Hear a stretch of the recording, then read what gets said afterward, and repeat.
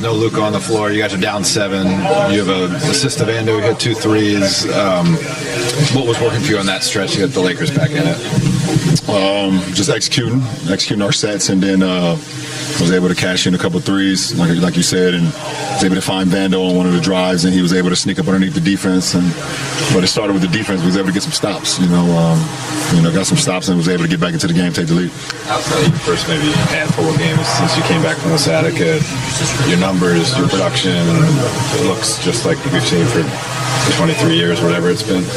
JJ said, he compares you to Greg Maddux at the end of his career, where he said maybe he doesn't have the same stuff he once had, but he was clearly a winner. What's the kind of the dialogue game to game like with JJ to find the best way to have you approach? I mean, it's whatever. It's however JJ and the coaching staff want to approach the game, and then it's up to me to figure it out from there. So I'm able to, like I said, I don't have any holes in my game, so I'm able to, however the game sees fit and however the coaching staff want me to approach the game, then I have to figure it out for the betterment of our team. Especially with 2 of our starters out right now with Rui and AR.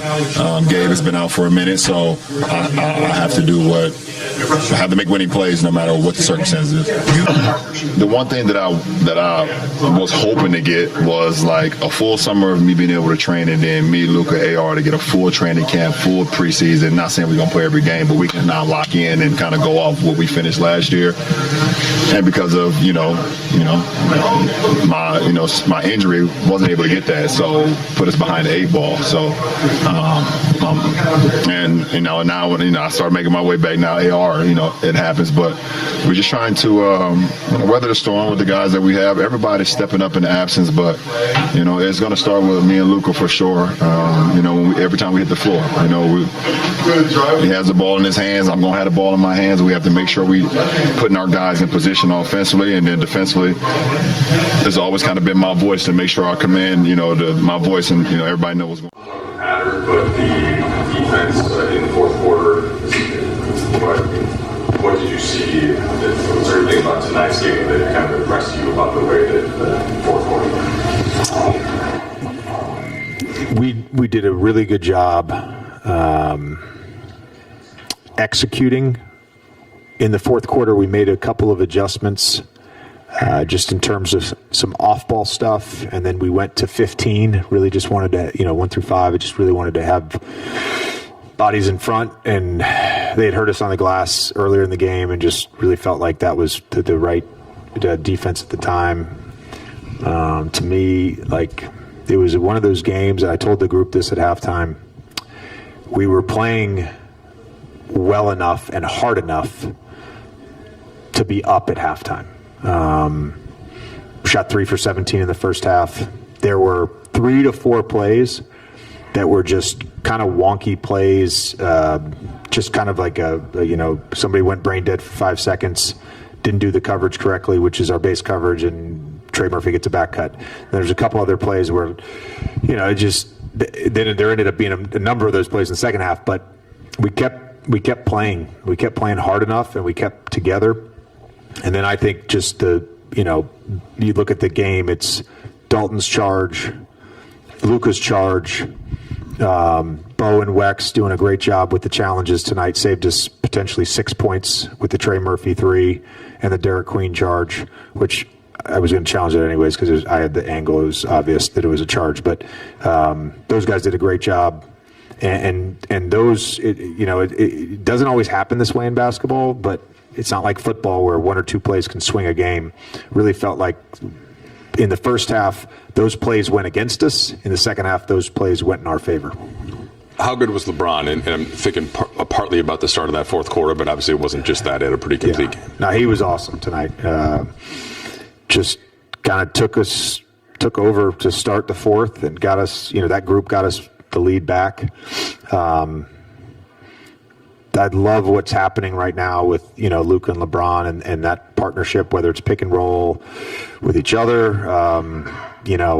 We ran stack against their blitz. Jackson gets a layup. Luka kind of tells LeBron back cut next time. He gets the lob on the very next play. there's some real synergy happening right now, and it's fun to watch. We knew that LeBron didn't have a ton of reps in the offseason because of his sciatica, and then no training camp, no preseason, missed 14 games to begin the year.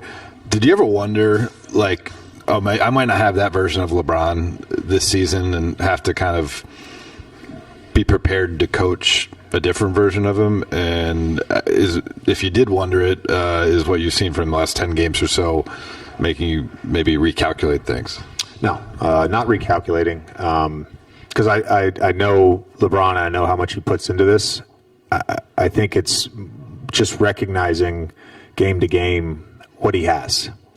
He's Greg Maddux at the end of his career. Every night he doesn't have his best stuff, but he has enough to win. And you just got to, I'm his catcher. I've figured out, how to call the pitches. Sometimes he tells me to F off, and he calls his own pitch, which is fine too.